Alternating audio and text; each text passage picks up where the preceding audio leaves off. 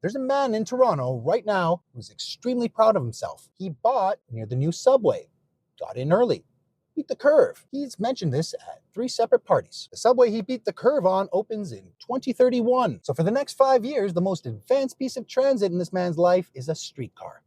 The 504, which as I speak is stuck behind a Corolla attempting a left turn it's not legally allowed to make. He paid a premium for the future. He commutes in the present. And in the present, the Corolla is winning. Look, I get it. Buy near transit is the most responsible sounding sentence in this city. Your uncle says it, the podcasts say it. It's not wrong. But somewhere in the GTA, somebody just paid 2031 prices to live next to a hole in the ground. And they think they got in early. They didn't get in early. They bought front row seats to a construction site and called it vision. So the real question isn't, will this pop? The real question is, can your actual life survive waiting for a date beyond your control? Let's talk like adults. The Ontario line is targeted to open in 2031. Tunneling started April 2026. So if you bought in 2076 because you're early, what you're actually doing is standing beside a machine that started digging 2 months ago while holding a receipt dated 5 years out. That's not early.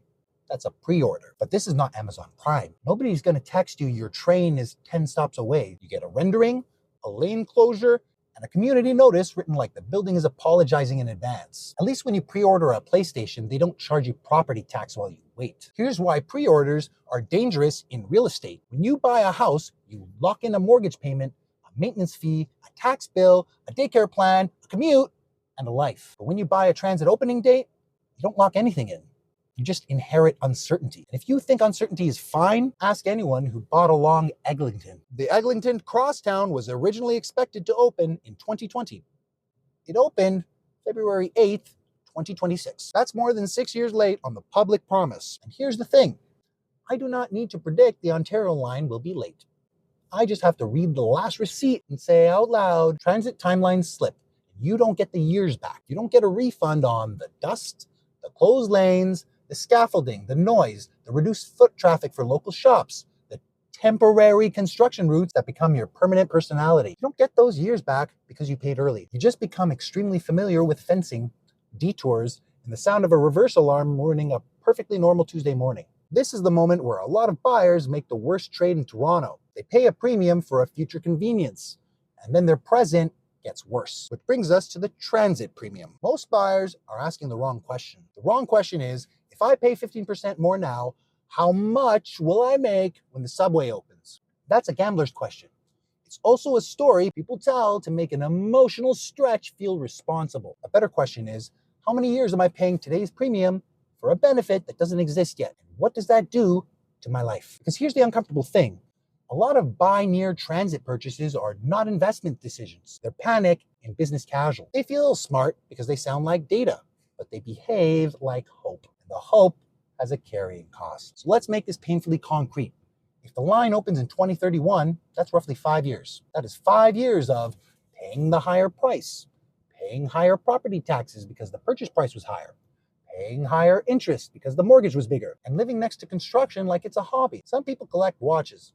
You collect dump truck beeps at 6:47 in the morning. Your balcony view is now a crane, slowly auditioning for the role of CN Tower. Here's the part nobody wants to admit out loud.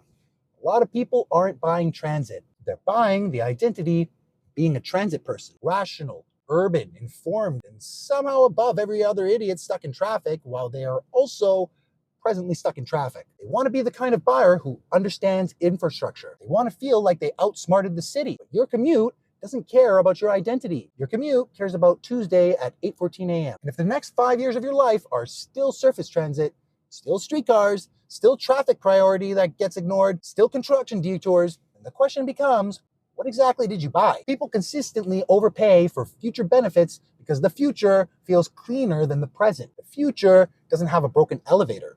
The future doesn't have scaffolding. The future never has a TTC alert written like a hostage note. Service suspended due to an incident. What incident? Don't worry about it, but the incident's your morning now. The future doesn't have noise. The future doesn't have service adjustments. The future never has a shuttle bus with a laminated sign in the windshield and a driver who looks like he found out about the route 7 minutes ago. The future never has one guy in a reflective vest moving a cone 4 inches like he's negotiating peace in Europe. You are not early.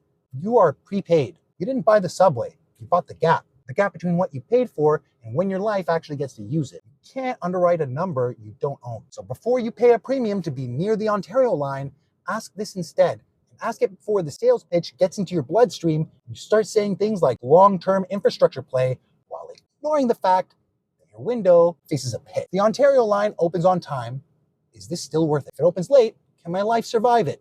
What am I giving up today to live beside a future? Would I still want this place if I remove the subway from the listing description? If I'm wrong about the timeline, what's my exit plan? Because if the only thing holding the deal together is 2031, that's not a strategy. That's a countdown clock taped to a mortgage. Here's the part that cost me money.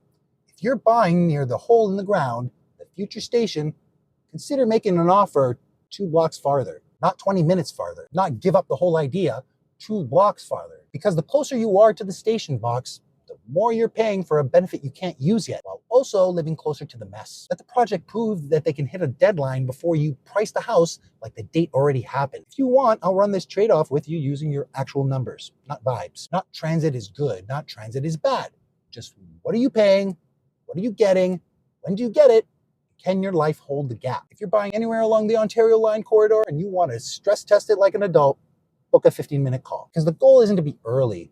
The goal is to buy a life you can live in the year you actually live in.